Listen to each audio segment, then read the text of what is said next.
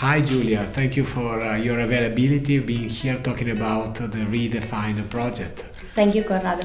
I know you've done a lot of work with the project, in particular doing the clinical interviews with participants. So can you tell us a bit more about the main challenges that you had to face during this phase? Yes, the biggest challenge of the project has been to adapt my approach to the people I needed to get in contact with, which were very different on a cultural point of view. In particular, I could feel a deep difference of the sensitivity between asylum seekers coming from Pakistan and Nigeria. Yes.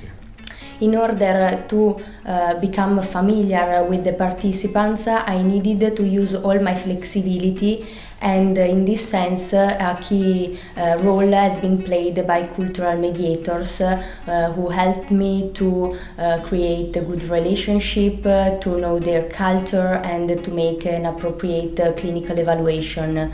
And talking about flexibility, I also refer to very practical and concrete aspects, schedule and timing for the interviews, places for the meetings, also taking into consideration where these people live, their job, their needs. And as consequence of this, their psychological well-being becomes not a priority, and these people don't feel a strong need to get psychological help.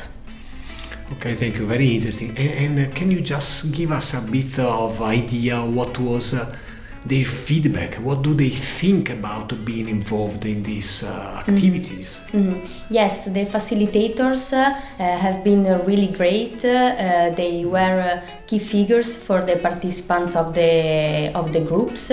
They have managed the ASH Plus groups professionally, and they literally facilitated the exchange among participants through meetings and discussions.